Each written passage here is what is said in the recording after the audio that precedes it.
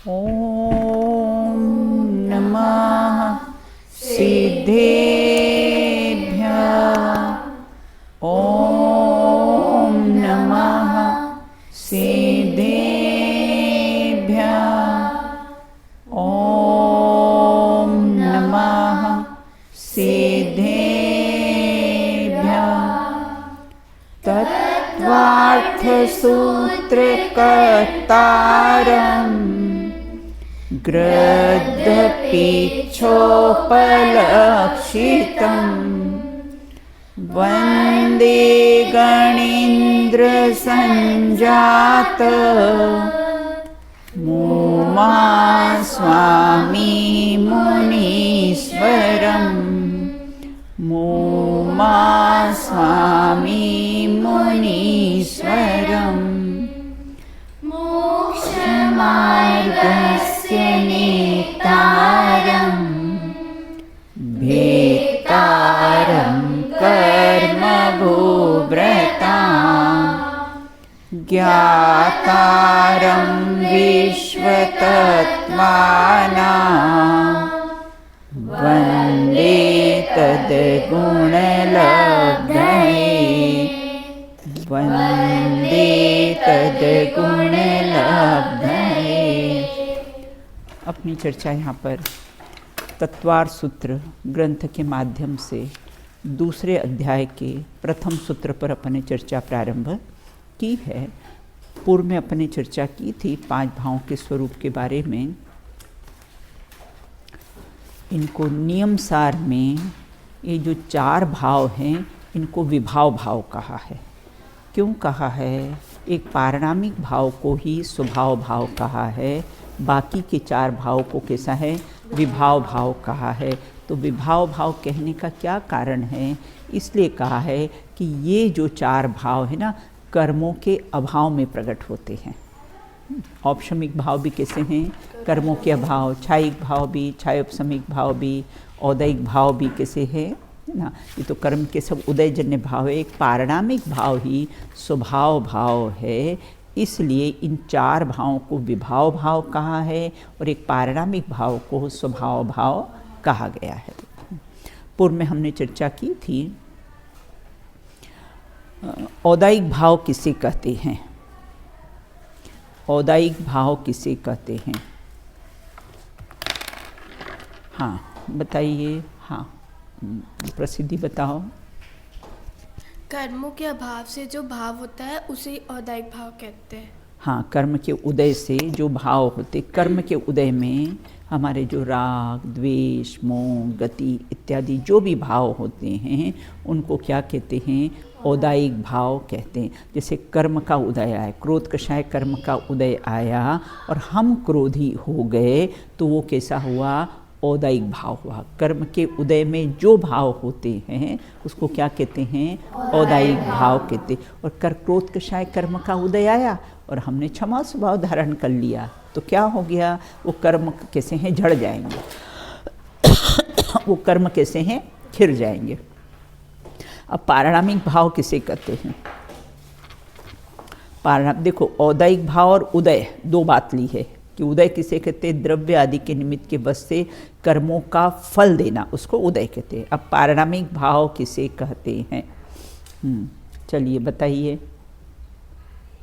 हाँ, उन्हें पारिणामिक भाव कहते हैं। हाँ, जो भाव कैसे हैं जिसमें कर्म का कैसा है? पूरा है ना। जो भाव में न कर्म का उपशम होता है, न क्षय होता है, न क्षयोपशम होता है, और जो कर्म निरपेक्ष मतलब रहित, जो कर्म से रहित भाव होते हैं उसको क्या कहते हैं? पारिणामिक भाव कहते हैं। आत्मा के स्वभाव मात्र को कैसा है? पारिणामिक भाव कहते हैं। अपने को, हाँ, 5 भाव में से अपने को कितने भाव हैं? 5 भाव में से अपने, हाँ, एक पारिणामिक और कोई भाव है 5 भाव में से? और हाँ, औदायिक भाव है। औदायिक, हाँ, औदायिक भाव है, बिल्कुल 2 भाव है। अच्छा, सम्यक दृष्टि को कितने भाव होते हैं? 3। कौन कौन से? हाँ, मतलब यह तो औपशमिक हो और दूसरा कौन सा होगा? पारिणामिक होगा और औदायिक होगा, है ना। हाँ, पारिणामिक होगा और औदायिक होगा। और कैसा होगा? अगर उपशम सम्यक दृष्टि हो तो उपशम सम्यक तो होगा, छायिक सम्यक दृष्टि तो छायिक सम्यक तो होगा उसको, है ना। और उसके बाद कैसे औपशमिक भाव जो है ना, उसी के भेद बताए हुए हैं। और सिद्धों को कितने भाव होते हैं? हाँ हाँ, सिद्धों को कौन सा भाव होता है?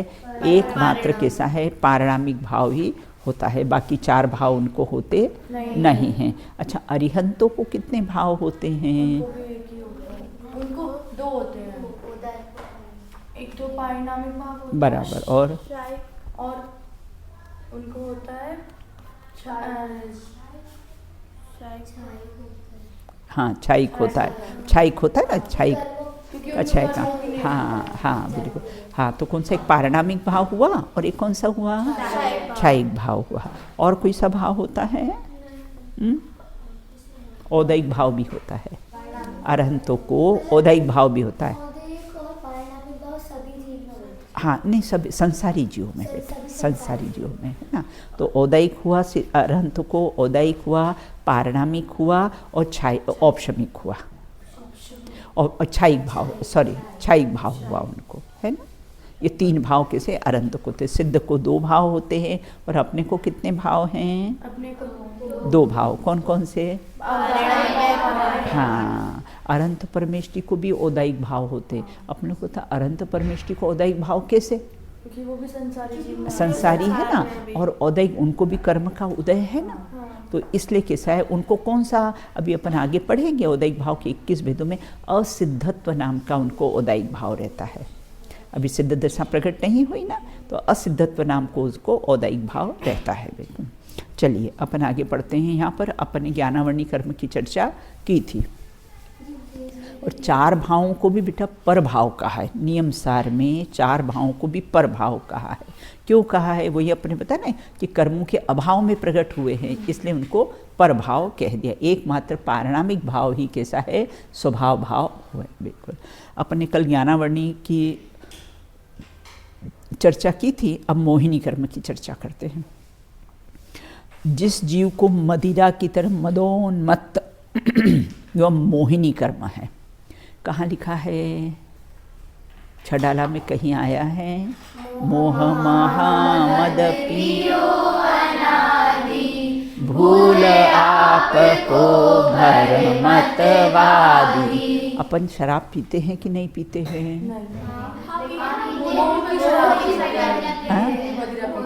वो शराब तो कैसी है? 4 घंटे में उतर जाती है, और ये शराब का नशा अभी अनादि से आज तक उतरा नहीं है ना। तो शराब पीकर जीव अपने को भूल जाता है ना कि कौन है। माता को पत्नी कहे, पत्नी को माता कहे, भूल जाता है वो। बिल्कुल उसी प्रकार भूल आपको भरमतवादी, मोहिनी कर्म के उदय में जो मोहादिक परिणाम होते हैं, उसमें मैं कौन हूँ?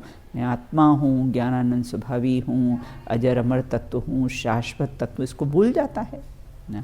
तो यहाँ कहते हैं यह जीव मदिरा की तरफ मदोन्मत्त, वह मोहिनी कर्म है। एक बार क्या हुआ, ताजमहल के सामने है ना एक चाय वाले की दुकान थी। 2 शराबी वहाँ पर आए। एक शराबी ने दूसरे शराबी, ये ताजमहल तू कब बेचेगा?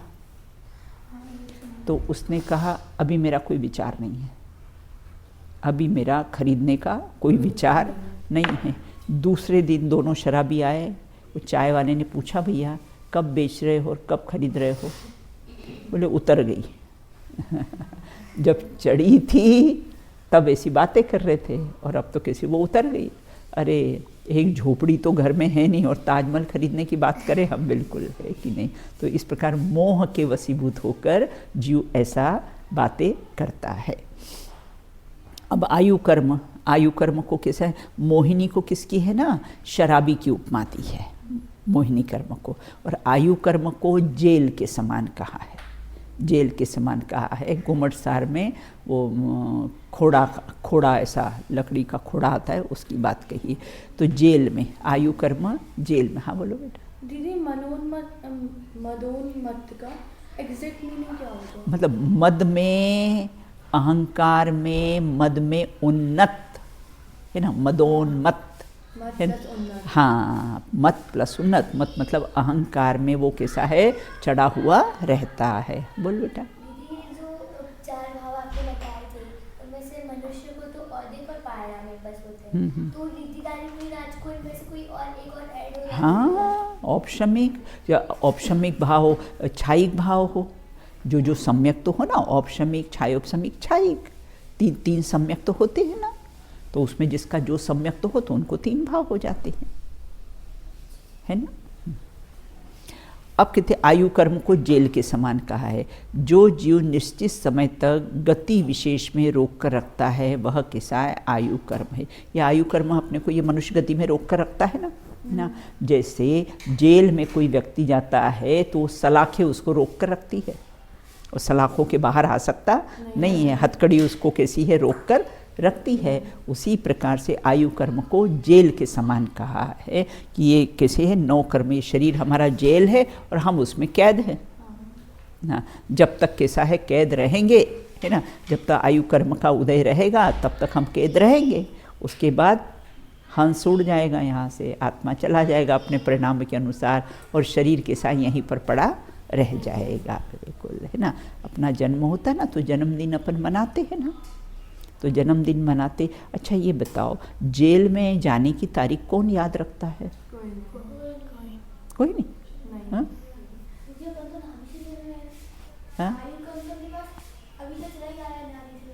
हाँ हाँ, अब अपन जन्मदिन मनाते हैं ना, अपन जन्मदिन मनाते हैं ना। तो कैसे जन्मदिन क्यों, कि जिस दिन अपन कैसा है, ये 9 कर्म रूपी जेल में आए थे, और जेल में आने की कोई खुशी मनाता है, और जेल में आने की कोई तारीख याद रखता है? और हम तो बहुत ठाठ से अपना जन्मदिन मनाते हैं। हाँ? तो जन्मदिन मनाने लायक है? देखो, मैं सोचती हूँ जन्मदिन के दिन मुर्दों के लिए चर्च में जाओ ना, तो वहाँ पर वो जो मृत व्यक्ति के लिए कैंडल जलाया जाता है, और जन्मदिन पर कैंडल बर्थडे केक पे लगाते बुझाया जाता है ना, उसको बुझाया जाता है। मुर्दों के लिए जलाया जाता है और जीवित के लिए बुझाया जाता है कैंडल, बिल्कुल, है ना। तो विचार करना, ऐसा जन्मदिन मनाने लायक नहीं है, बिल्कुल। तो इस प्रकार यहाँ कहते जो जीव, हाँ बोलो। तो अगर जन्मदिन नहीं मनाते तो जिस दिन मृत्यु होती है उस दिन को अच्छे से सेलिब्रेट करना चाहिए, जो रहते हैं। फिर बताओ, वहाँ तो करते नहीं, वहाँ तो रोते हैं। तो जो जीव निश्चित समय तक गति विशेष को रोक कर रखता है वह आयु कर्म है। नाम कर्म अपन आगे इसकी और बहुत विस्तार से सब चर्चाएं आएगी ना, तब हम चर्चा करेंगे। नाम कर्म को आप बताते कि आपने चित्रकार की उपमा, चित्रकार की उपमा दी है। चित्रकार होता है ना, जो चित्रकार चितेरे पेंटिंग बनाता है ना, सब अलग अलग पेंटिंग्स, उसके जाओ ना, उसके जहाँ पर शोरूम में जाओ ना, जहाँ सब अलग अलग पेंटिंग है। देखो, एक का भी चित्र एक से मिलता है, सब अलग अलग पेंटिंग है ना।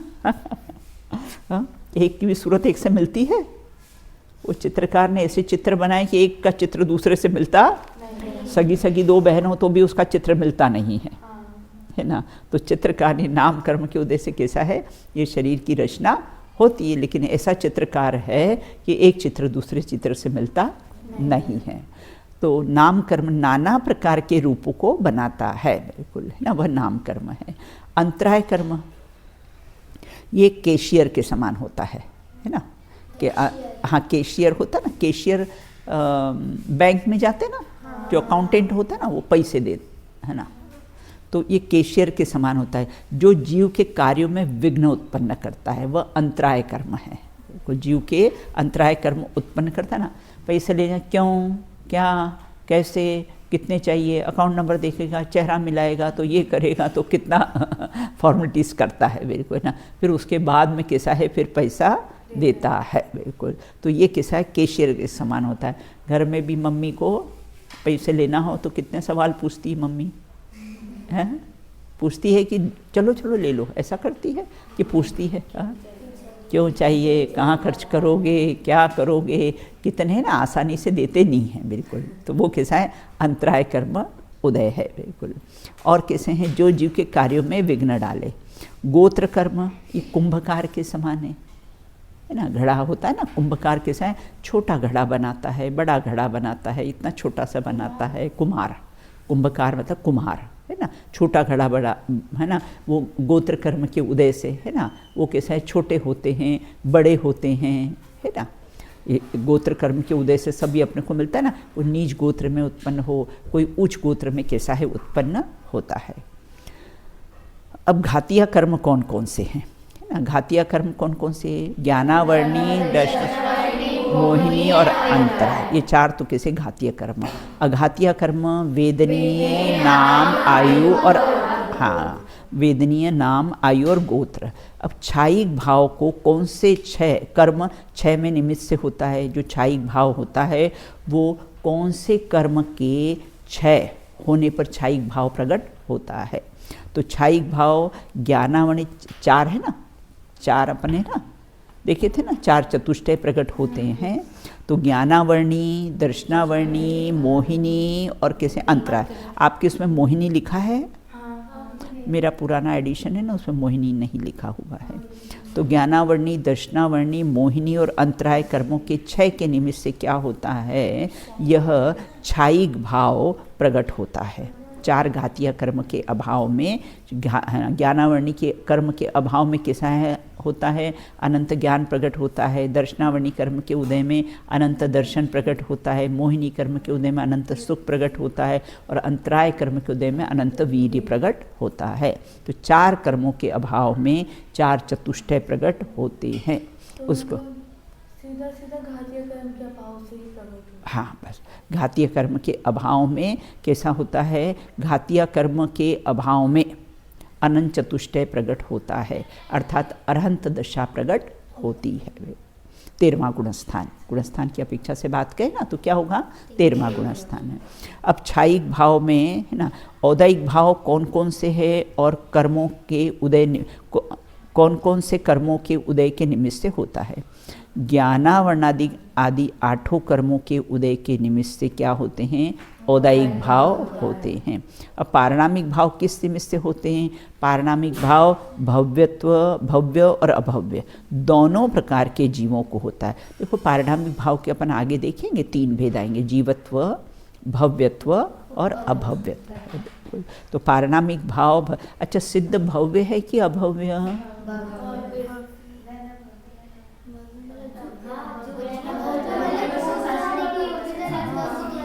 अवनी ने बराबर बताया है ना, न भव्य है न अभव्य। क्यों भव्य क्यों नहीं है, हाँ देखो भ शब्द भू धातु, भव्य शब्द भू धातु से बना है जिसका अर्थ होता है होना, है ना। अब वहाँ होने का कोई काम ही नहीं है, परिपूर्ण दशा प्रकट हो गई है। तो इसलिए कैसा है, वहाँ असिद्ध परमेष्टि न भव्य है न अभव्य है। बोलो बेटा।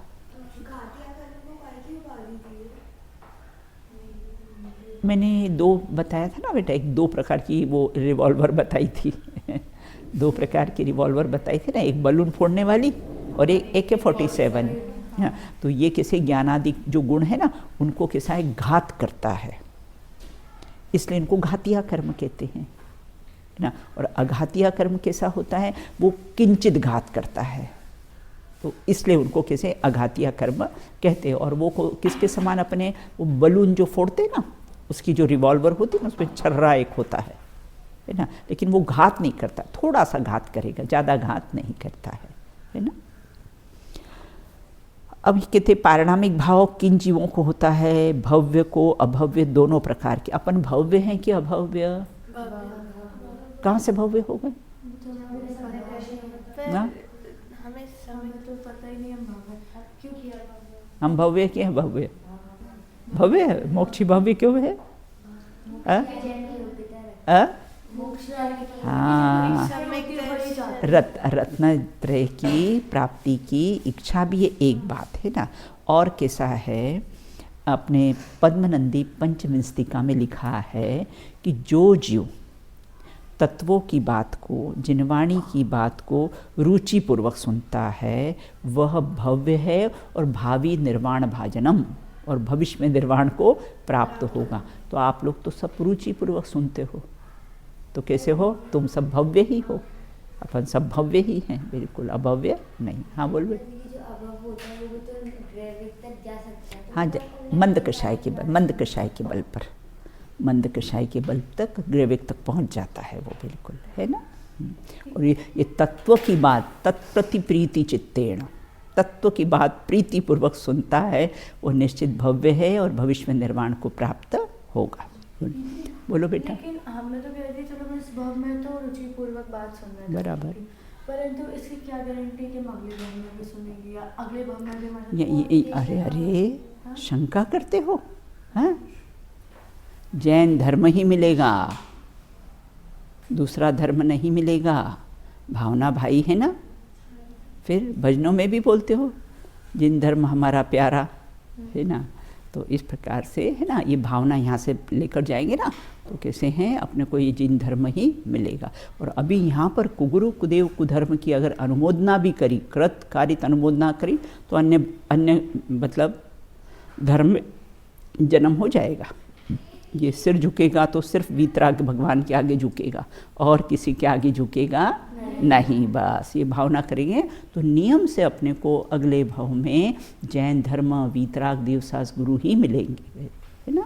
भावना से भवन खड़ा होता है, जैसी भाव करेंगे तो वैसे ही तो होगा ना। हाँ बोलो बेटा। आपने कहा कि जो अनिर्बंध की जो अवस्था होती है वो 13वें गुणस्थान की होती है। हाँ 13वें गुणस्थान। 14वें गुणस्थान की अवस्था कब होती है? हाँ वो है ना बेटा, है ना। यथाख्यात चारित्र के 3 गुणस्थान होते हैं, 11वां 12वां और 13वां और 14वां। ये यथाख्यात चारित्र के कैसे हैं, 4 गुणस्थान होते हैं ना। और उसका तो काम ही वो अयोग केवली है, ये संयोग केवली है ना। अरहंत दशा संयोग केवलियाँ या मन वचन काय का संयोग है, और 14वें गुणस्थान में अयोग केवली है, मन वचन काय का संयोग नहीं है, अवलंबन नहीं, इसलिए उनको अयोग केवली का है। उसका काल भी बहुत अल्प है ना, बहुत अ ई ओ री और ल। मैंने ये जितने शब्द बोले ना, इसमें मुझे जितना समय लगाना बस उतना ही काल वो वहाँ उस 14वें गुणस्थान में रहता है, और उसके बाद में सिद्ध दशा को प्राप्त हो जाता है। अब पारिणामिक भाव का अनुभव किस जीव को होता है? नियम से कैसा है, भव्य जीवों को ही होगा। मात्र सम्यक दृष्टि जीव को कौन कौन से भाव होते हैं? छायिक भाव होता है, औपशमिक भाव है ना, औपशमिक भाव हो। ये सम्यक दृष्टि जीवों को कैसे हैं, छायिक भाव होता है और औपशमिक भाव होता है। औदैहिक और पारिणामिक तो रहते ही है ना। अब मिथ्या दृष्टि सम्यक दृष्टि जीव को कौन कौन से भाव होते हैं? देखो ये जो 4 भाव दिखे ना, औपशमिक, छायिको, मिश्रस्य और औदैहिक, ये 4 भाव निमित्त की प्रधानता से कहे हैं। और एक पारिणामिक भाव है, वह उपादान की अपेक्षा से उसका कथन किया गया है। तो छायोपशमिक, औदैहिक और पारिणामिक दोनों जीवों को होते हैं। किसको? मिथ्या दृष्टि और सम्यक दृष्टि दोनों जीवों को कैसा है, और छायोपशमिक है ना, औदैहिक और पारिणामिक भाव दोनों जीवों को होता है। यहाँ भाव शब्द का क्या अर्थ है? भाव का अर्थ है पर्याय। भाव को हो, पर्याय को हो, परिणाम को हो, अवस्था को हो, हालत को हो, सब एकार्थवाची शब्द है। लेकिन यहाँ भाव का अर्थ क्या लेना? परिणाम, परिणाम लेना, बिल्कुल। और पर्याय का क्या अर्थ है? वस्तु की अलग अलग अवस्थाओं को पर्याय कहते हैं, बिल्कुल। अब इन भावों को अपने को जानने से क्या लाभ होता है? इन भावों को जानने से अपने को ये लाभ होता है कि कौन सा भाव किसे त्यागने योग्य है, कौन सा भाव ग्रहण करने योग्य है, और किसके आश्रय से, है ना, वो कैसा है, ये पारिणामिक भाव है, अर्थात उसके आश्रय से ही संसार से कैसा है, हम मुक्त होंगे। ये अपने को जानने से लाभ हुआ। तो कौन सा भाव से? बोले औदैहिक भाव तो कैसे हैं, छोड़ने योग्य है ना। और औपशमिक भाव कैसे हैं, वो प्रकट करने योग्य है। और पारिणामिक भाव आश्रय के योग्य है, क्योंकि पारिणामिक भाव के आश्रय से ही औपशमिक और छायिक भाव प्रकट होते हैं। तो इस प्रकार से यह जानने से हमको लाभ हुआ, बिल्कुल। अब आगे कहते हैं इन 5 भावों के और प्रभेद कितने हैं, इन 5 भावों के प्रभेद कितने हैं उसकी चर्चा है। द्विनवाष्टक दशैकविंशति, द्विनवाष्टा दशैकविंशति, त्रिभेदा यथाक्रमम् त्रिभेदा यथाक्रमम् द्विनवाष्टा दशेकविंशति त्रिभेदा यथाक्रमम्। हाँ बोलिए आप लोग कंटिन्यू में।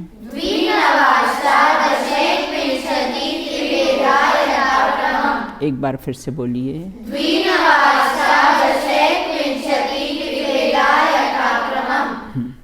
चलो पढ़ो बेटा।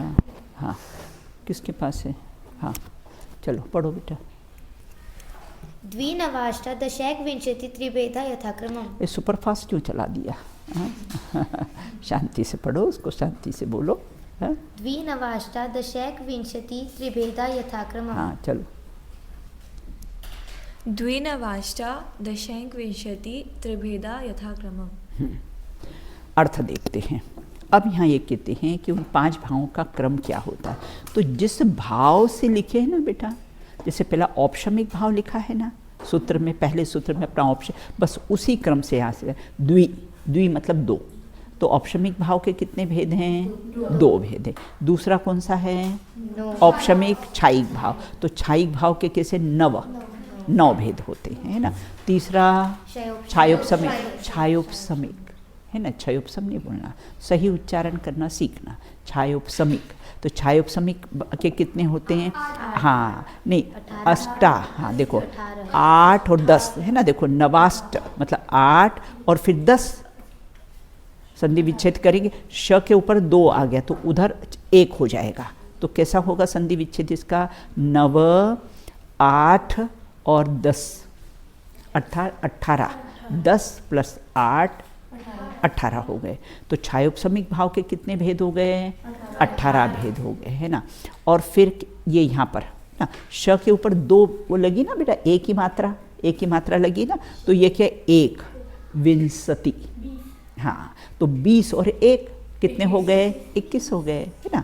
तो एक समझ में आया कैसा 21 बना बेटा, है ना। 1 है ना, श के ऊपर ए है तो 1 विंशति मतलब 1 विंशति मतलब 20। तो 20 और 1 कितना हो गया? 21 हो गए। और त्रिभेदा 3 भेद किसके? पारणामिक भाव के, है ना। तो त्रिभेद यथाक्रमम् मतलब जिस क्रम से यहाँ पर भाव बताए हैं उसी क्रम से उनकी संख्या बताई है। तो ये क्या हुआ? यथाक्रमम्, बिल्कुल ना। तो इस प्रकार से बताएगा, कोई अर्थ बताएगा इसका? सूत्र का अर्थ बताओ। हाँ चलो मोक्षी बताइए। मतलब 2, हाँ। ये 5 भाव है, हाँ। 5 भाव है। हाँ। औपशमिक, तो औपशमिक के द्वि हाँ। मतलब 2 भेद हाँ, होते हैं। बराबर। फिर है छायिक, तो उसका है नव। हाँ। तो नव तो हाँ। उसके 9 भेद 9 होते भेद हैं। हैं। हाँ। और फिर छायोपशमिक हाँ। अष्टा और दशैक हाँ। मतलब 18 भेद होते हैं। और फिर औदायिक भाव, फिर जो शापे आई की मात्रा लगी है और का, तो हाँ। 1 और विंशति हाँ। मतलब उसके 21 भेद होते हैं। 21 भेद होते हैं। और पारिणामिक भेद त्रिभेदा 3 भेद होते हैं। हाँ यथाक्रमम् उस क्रम से, जिस क्रम से बताया उसी क्रम से उसकी संख्या दी है। चलो अब यहाँ कहते हैं भाव के उत्तर भेद कितने हैं ना। उक्त 5 भाव क्रम से 2, 9, 18, 21 और 3 भेद हैं। भाव के उत्तर भेद कुल कितने हैं? कुल मिलाकर 53 ना। सबको हमने मिला लिया तो कितने हुए? 53 हैं। आराध्य 53 काउंटिंग ठीक है। अब कहते ऑप्शन भाव के कितने भेद हैं? 2 है ना। अभी हम कौन कौन से 2 हैं अब अगले सूत्र में देखेंगे, इसलिए वहाँ इसकी चर्चा नहीं करेंगे। छायिक भाव के 9, मिश्र भाव के कितने भेद हैं? 18 भेद है। औदायिक भाव के 21 भेद है। और पारणामिक भाव के कितने हैं? 3 भेद हैं, बिल्कुल, है ना। इस प्रकार से अब आगे अपन सूत्र लेंगे इसमें। अब यहाँ कितने, सबसे पहले कौन सा आया था? औपशमिक भाव। अब औपशमिक का द्वि आया था ना, 2 है ना। अब वो 2 भाव कौन से होते हैं उसकी चर्चा यहाँ पर करते हैं, बिल्कुल, है ना। सम्यक्त्व चारित्र्य, एक बार बोल लीजिए, सरल है। हाँ अब यहाँ ये कहते हैं, देखो सबसे पहले सम्यक्त को क्यों रखा सूत्र में? सबसे पहले सम्यक्त को क्यों रखा? अंतरा सबसे पहले सम्यक्त को क्यों रखा? इसलिए रखा है, आप कैसे बताओगे? मैंने आपको बताया ही नहीं है। तो सबसे पहले सम्यक तो क्यों रखा, क्योंकि सम्यक दर्शन पूर्वक ही चारित्र होता है। जब जब भी चारित्र होगा वो सम्यक दर्शन पूर्वक ही होता है, इसलिए क्या पहले रखा है। देखो पहला अपन ने सूत्र पढ़ा था ना, सम्यक दर्शन ज्ञान चारित्राणि मोक्ष मार्गस्य। अच्छा, पहले ही सम्यक दर्शन है, इसलिए यहाँ पर भी किसे जब चारित्र होता है तो सम्यक दर्शन पूर्वक ही होता है, इसलिए सम्यक चारित्र उसका कैसा है, नाम रखा है, पहले रखा है। बिल्कुल। अब देखो जो औपशमिक भाव के, हाँ, जो भाव ज्ञानी धर्मात्मा को, और ये भाव किसको होते हैं, औपशमिक भाव ज्ञानी धर्मात्मा को ही होते हैं। मतलब जो भव्य हो, है ना, जो संगी हो। सम्यक दर्शन किसको प्रकट होगा, जो नियम से भव्य को ही होगा, अभव्य को नहीं होगा, है ना। दूसरा जो संगी होगा, उपदेश आदि को ग्रहण करने की जिसमें शक्ति, वो ही सम्यक दर्शन प्राप्त कर सकता है। तीसरा पर्याप्तक होगा, 6 प्रकार के पर्याप्तक होते हैं, तो ये जो पर्याप्तक होगा उसी को कैसा है, ये सम्यक प्राप्त होगा। और कैसा है, कोई बोले मैं तो रात में सोया था और मुझे सम्यक दर्शन हो गया, तो बोले हमेशा सम्यक दर्शन जागृत अवस्था में होगा, सोते सोते व्यक्ति को कभी सम्यक दर्शन प्राप्त नहीं होगा। और विशुद्ध परिणाम वालों को होगा, और जो अन्याय अनीति अभक्ष का त्यागी होगा वही सम्यक दृष्टि होगा, है ना। सम्यक दृष्टि के बाह्य से लक्षण क्या है, अन्याय अनीति अभक्ष का जो त्यागी होगा। देखो अन्याय मतलब जो गवर्नमेंट के रूल्स बनाए हुए हैं उसको हमने तोड़ा तो वो अन्याय है।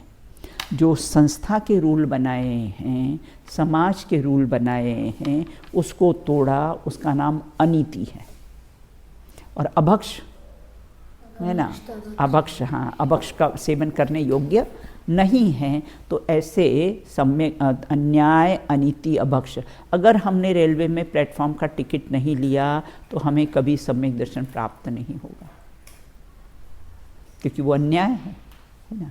हमने यहाँ संस्था में कहा है कि नीचे के बर्तनों को ऊपर नहीं लाना है, नीचे के बर्तन नीचे ही रहना चाहिए, नीचे का एक भी बर्तन नहीं लाना चाहिए, क्योंकि आपको जब आप शुरू में आते हो तभी हम आपको बोलते थे ना भाई, एक प्लेट, आपके एक चम्मच, एक कटोरी और एक गिलास आप लेकर आइए, अपना मग वगैरह बस अपना अपना यूज़ करो और अपना अपना धो के रख लो। तो अगर आपने संस्था के रूल तोड़े, है ना, तो आपको कभी सम्यक दर्शन नहीं होगा। हाँ, क्योंकि वो अनीति है ना, और अभक्ष का त्यागी। तो इस प्रकार से यहाँ कहते वो औपशमिक भाव के कैसे हैं, 2 भेद। पहले नंबर पर क्यों रखा इसको, क्योंकि संख्या सबसे कम है इसके 2 ही भेद है। औपशमिक भाव के कितने भेद हैं, 2 ही भेद। तो सबसे पहले नंबर पर औपशमिक भाव को क्यों रखा, क्योंकि इसकी संख्या कम है। और दीदी आपने जब वो रीजन लिखवाए थे तो आपने बोला था कि औपशमिक भाव को सबसे पहले से लगा है कि इसके भेद भी कम है और समय भी कम है, फिर आप इस समय नहीं। हाँ, क्योंकि औपशमिक भाव का समय जो होता है ना, उसमें औपशमिक समय मात्र अंतर मुहूर्त है ना, इसलिए। अब और सबसे पहले औपशमिक सम्यक तो ही प्राप्त होता है। अब औपशमिक सम्यक तो औपशमिक चारित्र, ये औपशमिक भाव के 2 भेद हैं, बिल्कुल, है ना। अब उपशम मात्र, देखो ये जो उपशम भी होता है ना, ये मात्र मोहिनी कर्म की 7 प्रकृतियों का ही कैसा है, उपशम होता है। बिल्कुल मोहिनी कर्म का ही उपशम है, शेष 7 प्रकृतियों का नहीं होता है। 8 कर्म है ना, तो मात्र उसमें मोहिनी कर्म का ही उपशम होता है, बाकी 7 कर्मों का कैसा है, उपशम होता नहीं है। बिल्कुल। और अनादि मिथ्या दृष्टि को, अनादि से जो मिथ्या दृष्टि है उसको 5 प्रकृतियों का उपशम होता है। अब कहते हैं औपशमिक सम्यक तो किसे कहते हैं, निशुद्धात्मा के सन्मुख 7 प्रकृतियों के उपशम के लिए, कहीं 5, कहीं 6, कहीं 7 प्रकृतियों के उपशम के लिए जो भाव होते हैं उसको औपशमिक भाव कहते, औपशमिक सम्यक तो कहते हैं ना। 7 प्रकृतियाँ कौन सी लेना बेटा, दर्शन मोहिनी की 3 और अनंतानुबंधी की 4 होगी ना, दर्शन मोहिनी की 3 और अनंतानुबंधी की 4। ऐसे 7 प्रकृतियों के उपशम के लिए जो भाव होते हैं उसको क्या कहते हैं, औपशमिक भाव कहते हैं। अब कहते हैं औपशमिक चारित्र। अब जो चारित्र उपशम से प्राप्त होता है उसको औपशमिक चारित्र कहते हैं। ना। ये है ना, और ये 21 प्रकृतियों के उपशम के लिए जो भाव होते हैं, 21 प्रकृतियाँ कौन सी? अनंतानुबंधी को छोड़ दो, अप्रत्याख्यान की 4, प्रत्याख्यान की 4, संज्ञवलन की 4, कितनी हो गई? 12, और 9 कषाय कितनी हो गई? 21 हो गई, है ना। तो ये जो 21 प्रकृतियों के उपशम के लिए जो भाव होते हैं, उसको उपशम श्रेणी के लिए जो भाव करता है वो उपशम मात्र, है ना, मोहिनी कर्म का ही होता है, से 7 कर्मों का नहीं होता है। इसीलिए इसके कैसे हैं? 2 ही भेद रखे हैं। और 2 भेद रखने का क्या कारण है? क्योंकि 2 ही है ना, दर्शन मोहिनी और चारित्र मोहिनी। मोहिनी कर्म के 2 ही भेद हैं, दर्शन मोहिनी और चारित्र मोहिनी, इसलिए इसके 2 ही भेद रखें। प्रकट करने की अपेक्षा से एक देश उपादेय हैं, इस और छायिक भाव कैसा है? प्रकट करना, वो ये सकल देश उपादेय, सर्वथा उपादेय है, बिल्कुल। अब औपशमिक सम्यक्त की परिभाषा बताओ। अब क्या परिभाषा है इसकी? अनंतानुबंधी क्रोध मान माया लोभ, ये हो गया। फिर मिथ्यात्व सम्यक मिथ्या सम्यक, ये दर्शन मोहिनी की 3 प्रकृतियाँ, है ना, मिथ्यात्व सम्यक मिथ्यात्व और सम्यक प्रकृति। इन 7 प्रकृति के उपशम के लिए जो सम्यक्त होता है उसे औपशमिक सम्यक्त्व कहते हैं, बिल्कुल। देखो, उपशम और औपशमिक में क्या अंतर है? उपशम और औपशमिक सम्यक्त में क्या अंतर है? उपशम मतलब दबना, और औपशमिक सम्यक्त में निशुद्धात्म के अवलंबन से 7 प्रकृतियों का दबना, है ना, उसको औपशमिक सम्यक्त्व कहते हैं, बिल्कुल। जैसे क्रोसिन ली ना तो फीवर क्या होता है? दब जाता है ना। और जिस मिथ्या दृष्टि को प्रथम बार उपशम होता है वह कैसे होता है? काल आदि लब्धि के निमित्त से जो भव्य हैं उन्हें इन 7 प्रकृतियों का उपशम होता है। पहली बार जिनको होता है ना सम्यक तो होता है, तो क्या करते हैं? 7 प्रकृतियां जो होती है उसका उपशम होता है, बिल्कुल ना। और जब जब भी सम्यक दर्शन होगा ना, उसके लिए अभी मैंने बताया ना, भव्य सब कंडीशन बताई ना, एक कषाय की मंदता में ही होगा। बहुत तीव्र कषाय ना, उसमें सम्यक दर्शन की प्राप्ति नहीं होगी। जब जब भी सम्यक तो होगा तो क्या होगा?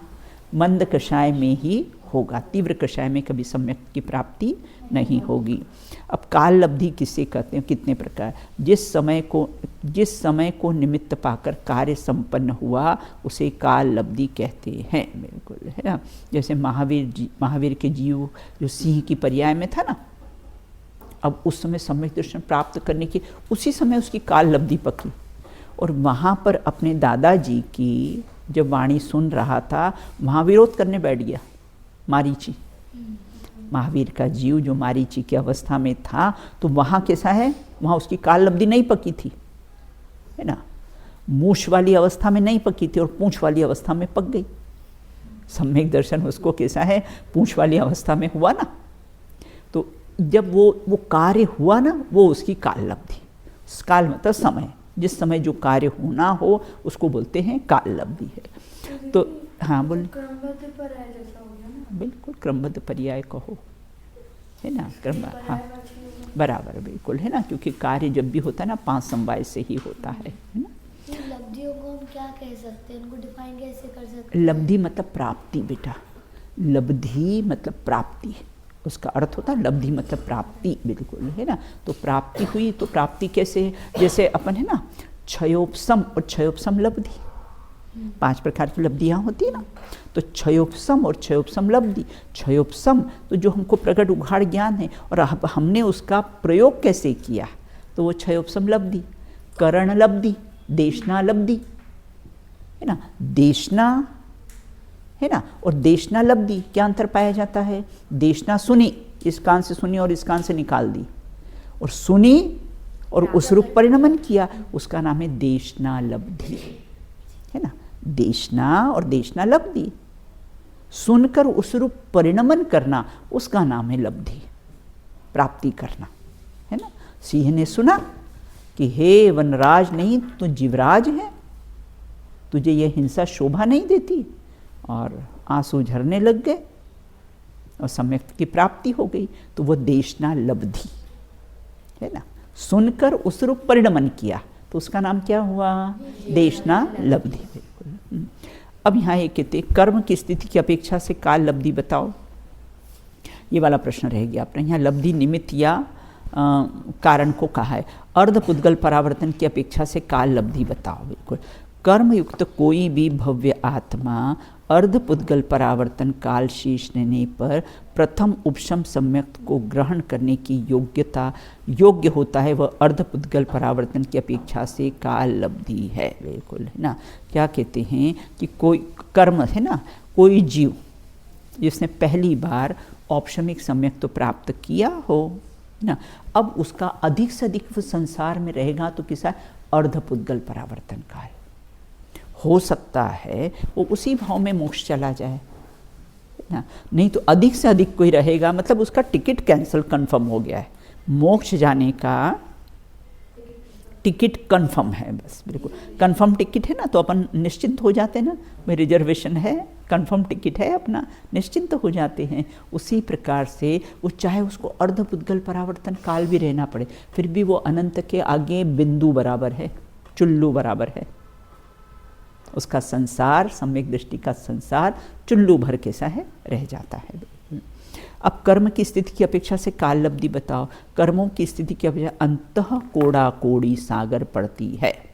कोड़ा कोड़ी का अर्थ है ना करोड़ इंटू करोड़, तो कोड़ा कोड़ी सागर पड़ती है। निर्मल परिणाम से उस कर्म स्थिति की संख्यात 1000 सागर कम अंतः कोड़ा कोड़ी सागर प्राप्त हो।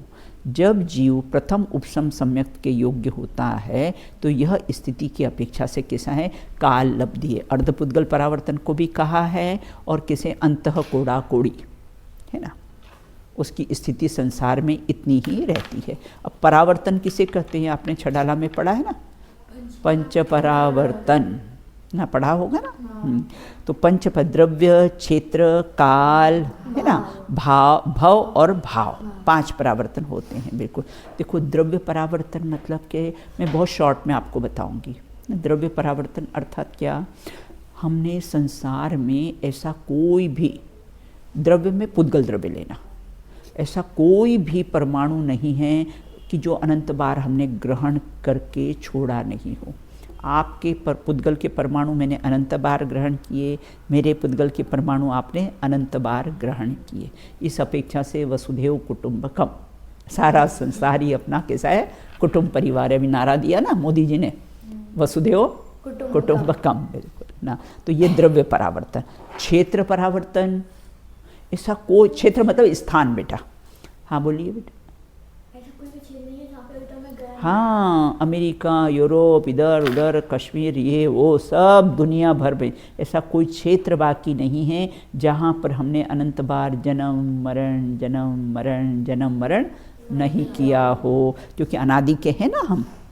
तो ऐसा क्षेत्र परावर्तन, काल परावर्तन, ऐसा कोई समय नहीं है। उस सर्पणी अवसर्पणी काल का ऐसा कोई समय नहीं है जब हमारा जन्म नहीं हुआ और हमने मरण नहीं किया हो। हम जन्मदिन मनाते हैं, हम जन्मदिन मनाते हैं, तो ऐसा कोई समय नहीं है जिस समय हमारा जन्म नहीं हुआ और हमारा मरण नहीं हुआ। रामदेव बाबा कहते हैं कि तू जन्मदिन मनाता है, तुझे मालूम है कि तू कब तू गर्भ में आया था, गर्भ में तू कब आया था, तुझे मालूम है? नहीं मालूम है तो जन्मदिन किसका मनाता है? तो वो शरीर उस दिन आया तेरे को, बोले तुझे भी नहीं मालूम, तेरे माता पिता को भी नहीं मालूम कि किस दिन गर्भ में आए थे। वो तो फिर 1.25 महीने बाद जब टेस्ट करवाओ तब मालूम पड़ता है कि गर्भ में कोई बालक आया है, मालूम ही नहीं है कि कब आया है, और जन्मदिन मनाते हैं अपन। तो इस प्रकार से कोई भी काल परावर्तन और भव, कोई भी ऐसा भाव नहीं है, निगोस से लेकर 9 ग्रेविक तक ऐसा कोई भी भाव नहीं है जो हमने धारण नहीं किया हो। और कैसा है भाव, भाव मतलब परिणाम। वो निगोस जाने से लेकर 9 ग्रेविक तक जाने के परिणाम, ऐसे कोई परिणाम नहीं है जो अनंत बार हमने किसे किए नहीं हो। सब भव भी भाव, इस प्रकार 5 परावर्तन। मैंने आप, इसका तो बहुत विस्तार है, मैंने आपको बिल्कुल संक्षिप्त में बता दिया है 5 परावर्तन। अब द्रव्य परावर्तन के 2 भेद, कर्म परावर्तन और 9 कर्म परावर्तन। ये कार्माण वर्गणाओं का ग्रहण हो वो कर्म परावर्तन, और ये शरीर के योग्य परमाणु हो का ग्रहण हो वो 9 कर्म परावर्तन, बिल्कुल है ना। कर्म नौकर्म पुद्गल परमाणु के क्रम पूर्वक, है ना, क्रम पूर्वक ग्रहण करते हैं, क्रम पूर्वक छोड़ते हैं।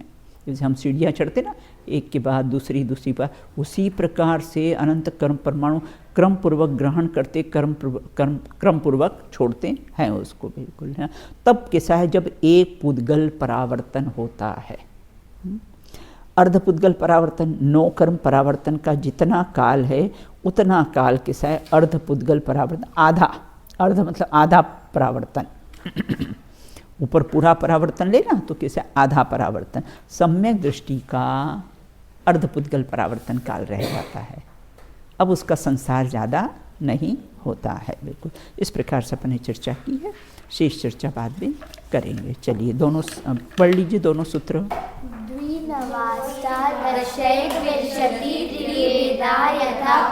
एक बार फिर से पढ़िए, एक बार फिर से पढ़िए।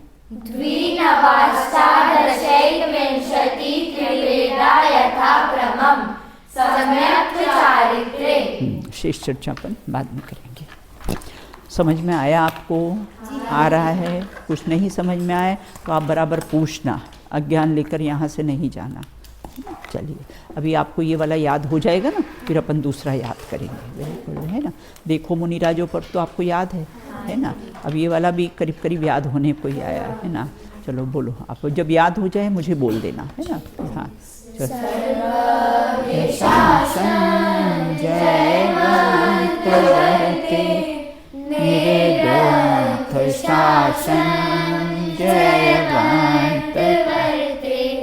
हरे पर की निंदा प्रशंसा स्वयं की, करते समय शक्ति बुद्धि न खोवे, दुर्भाव मन में न आवे कभी ना, निर्दोष सम्यक जयवंत वर्ते, गुरुवे का गौरव सदा हो हृदय में, बहे ज्ञान धारा सुआनंदकारी,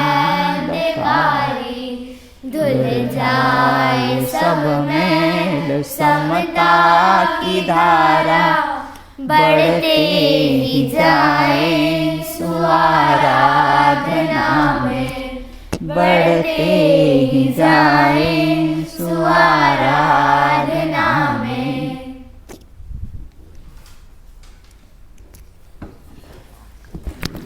बैठ के जय बेटा, बैठ के ही बोला कर। भगवंतों की जय हो। नित्य बोधनीय द्वादशांगमयी जिनवाणी माता की जय हो। समस्त वीतरागी संतों की जय हो। तत्पार सूत्र जी नामक महान ग्रंथ की जय हो। मोक्ष शास्त्र रचयिता आचार्य गद्यपिच उमा स्वामी देव की जय हो। अंतिम शासन नायक महावीर भगवान की जय हो। अहिंसा परमो जैन धर्म की जय हो। अष्टानी का महापर्व की जय हो। एक साथ बोलिए, जय हिंद, जय हिंद।